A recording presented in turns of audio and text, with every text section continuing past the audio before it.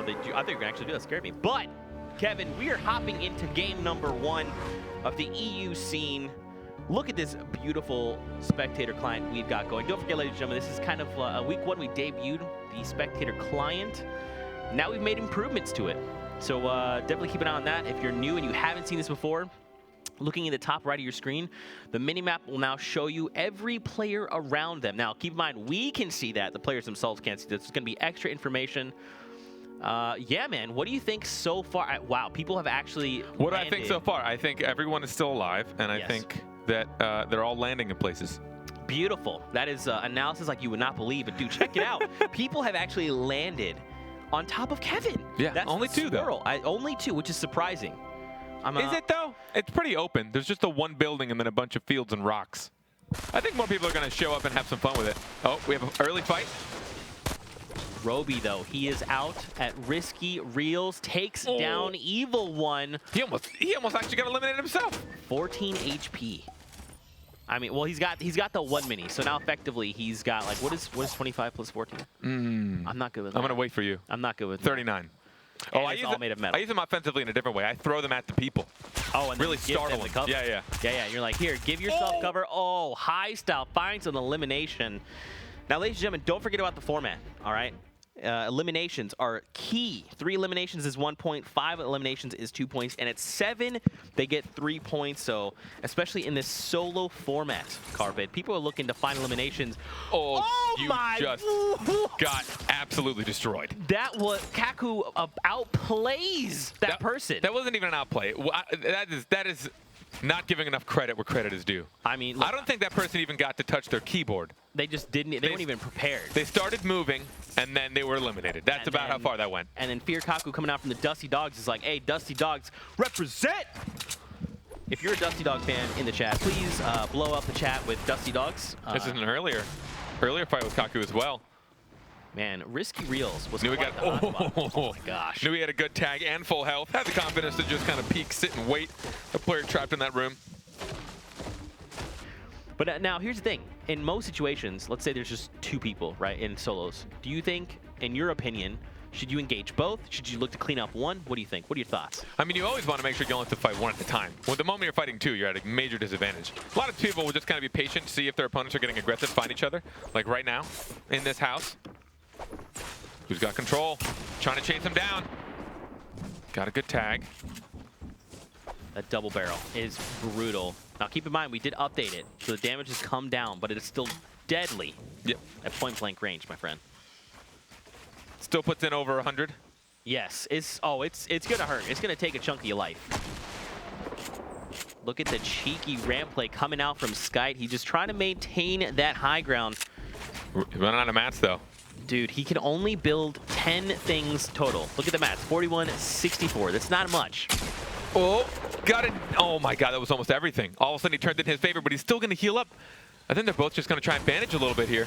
I feel like trying to space out. I'm surprised he didn't go for that. He saw how much that hit was, right? I think so. I almost, if I'm Skite, I feel like I would have just pushed that, right? One more good shot with the... He's playing safe. I mean, he knows that he's also, 1 shot down. Well, I guess as well, he probably doesn't know if there's anyone here. Well, like, we know that friends. Rasmussen is here. Oh! It was close. He's got double chug jugs, Kevin! Yeah, he does! What? What is that luck? I mean, that's luck, but I mean, that's a lot of time you got to... That's half a minute. 15 seconds per. That's literally half a minute.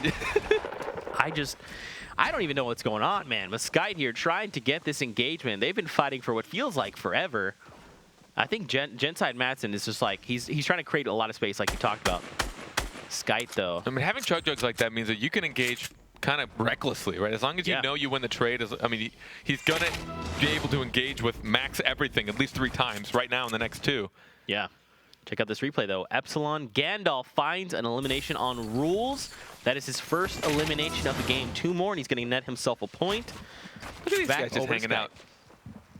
A bunch there, and ooh, check out the scoreboard. I love seeing the scoreboard because we can actually see a current update of where players are at. So right now, Dominate has 2 eliminations. So Rules right at the top. Rules has 3, but he is no longer alive. He's been eliminated. Now he's going to get the 1 point for finding the 3 eliminations, which is huge. And now there's a bunch of other players that are still alive that have 2 eliminations.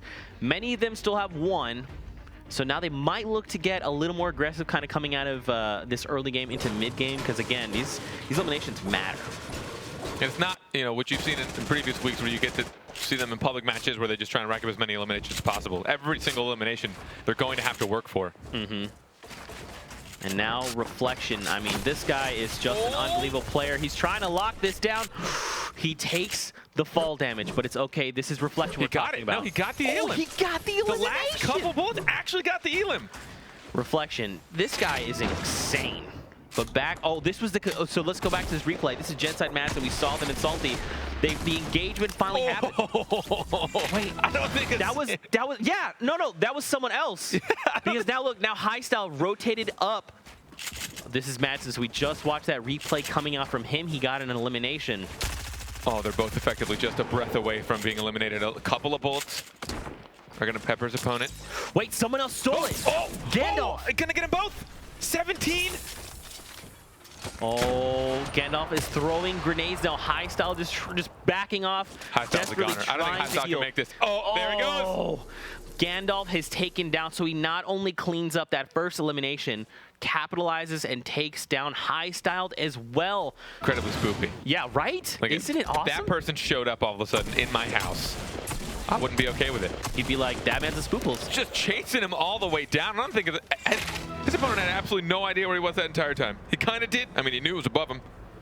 If I wait, like, let's say 3 minutes, and I just rotate right, I keep myself safe, I maintain my mats, I can make it to, like, top 20. At that point, then you start trying to slay out and out-rotate people, right? There goes Law. Windwalker just getting 1 or 2 tags. Got to feel pretty good getting his first elimination. So you want to do it while you have control of the situation. Here you can see the scoreboard. Veto. And now Gotaga. Look at him. There's someone directly below him. And if you can see, using those player outlines, we can see players directly below him as well. There's a lot of people in a tight little space carpet. That's how it kind of ends up when there's 34 players with this tiny of a zone left, right? Everyone's going to be sharing apartments. Yeah, I mean, that's what happens when you put a bunch of amazing players in a single lobby. I mean, they tend to stay alive for a super long time. I mean, I can see right there Atlantis Mitro on the center of your screen. That guy he's been here pretty much the whole time, right? He's been throughout the Summer Skirmish. He's been here from week 1 of the Fall Skirmish. This guy is a terror, to say the least. And to see that he's still alive, I mean, that's got to be scary. I'm going to take my time. They could probably only pay attention when there's only 20 left, but here's a replay from Method Rasmussen. Oh, he was in the middle of editing, and he still got the elim. Barely got tagged. That was close, dude. You see those shots come out. He managed to get the elimination there, and that's going to be like extra loot, extra ammo. Yeah. You got the mats now as well. He also finds a chug jug off that. That's pretty good. I mean, he definitely knows he should have lost that trade. He's feeling pretty good about that. He was in the middle of editing when that first shot came his way. Didn't make much contact. You know, we've talked about this. We have. You want to talk about mats real quick? I mean, material efficiency is, I think, one of the most difficult things in the game, one of the most ethereal things in the game. Knowing exactly when to use so much, especially because you see so many matches end with someone that has like 30 mats and then is forced to do something they don't want to do. I mean, already right now you can see Teaksy, 176 stone. Brick. Look at that. Whichever terminology you prefer. And immediately he goes down. I mean, look at this. Just to try and keep himself safe. And you just talked about it, right? Now we're down to 46. Yeah. That's all Teaksy has. Right, so how many times do you think he put down a bunch of pyramids that never got pushed through? And I'm not saying that it's a bad idea, right? It is the safest bet. But how many floors with pyramids do you think he built that never got pushed? Which means that's all that material he could have had right now had he been able to try and think to be a little bit more efficient. And it's just one of those things that's so difficult to know because you always want to play safe. #1 team of Bush Bandits, they dropped that 57 elimination bomb. SSK was part of that squad, and he's still very much alive. I'm sure Bush Bandits are excited to see that. Over to Atlantis Mitro again. Dude, this guy is incredible. He is literally a phenomenal player. The great migration begins. Here we go. 50 seconds till we get to this new safe zone. Everyone's got to scramble. And again, absolute madness. Look, yeah, I mean, look at this. Oh, hey, you got a friend. Who's going to do it first? Who owns that wall? That's the biggest thing. He's opting to just disengage. He doesn't even want to fight. He just wants to make sure he but he found him right there. He couldn't outbuild before Alpha showed up in his 1x1. Now Alpha's going to take all of his goodies and try and head out of there, but he's going to have pressure himself. All he wants to do is make it safe before he turns around and starts to take some shots. He's got 2 elims. He wants to make a point. Wild card Alpha from Dusty Dogs takes down Mitro. Dusty Dogs are probably pretty happy about that. But Razor now, there's, look at the lobby. We've gone from literally 26 to 10. That's how quickly these things happen. This is a new safe zone, and now we're gonna get another one. Look how, look, we have to move into the water on Loot Lake. That's incredible. This is not, so in case you don't know, you're actually slowed down. Oh, Razor finds elimination on Reflection there. He's got 5 eliminations. That's 5, Carpet. That means he gets 2 points. If he can pick up 2 more, and there's a chance. 3. I mean, with the mayhem in the last push, right? There's a really good chance. 8 people left. SSK goes down there to Boyer. Wildcard Alpha shotguns Dave. And Razor here maintaining that high ground. Method Rasmussen shotguns a player there. It's only 5 left, so now everyone here is guaranteed at least 1 point. Second and third place for Walkway with 2 points, and then the Victory Royale is worth 3. Wildcard Alpha is still alive. It's Razor as well. Everyone's got their own levels. Look at so many mats. Everyone's protecting themselves heavily. Hey, who wants PTSD? Oh, the drum gun. I see what you did there. Sorry, drum gun. I miss you. But these players sure don't. Take a look, dude. Razor. Okay, so like Razor can build one thing. And you talked about it, man. Yeah, look at this. Now look at the situation he's in, right? And again, I'm not nitpicking these guys. Obviously, there's so many things you have to worry about when you're building, but how many maps do you think that he placed that weren't utilized, right? And I mean, I think it's one of the last things people are going to master in this game. It is so difficult. Now what's he got to do? He's got a dip in the Storm. He just took a bunch of fall damage, 2 ticks from Storm, and now it's a 1v1v1. Here we go, the final 3 players. He's engaged. He takes down 1. It was Wildcard. Razor closing in. This could be his 7th limit. He can get the whole thing. Could he get it? Oh! Razor with the first game of the day gets a Royale flush. Razor yes! Hey! Yes! Dance it out, baby! Oh, okay. Okay, I'm just gonna take a moment to breathe. Okay, ladies and gentlemen, let's really quickly talk about what just went down. Okay, Razor not only shows up, slays out.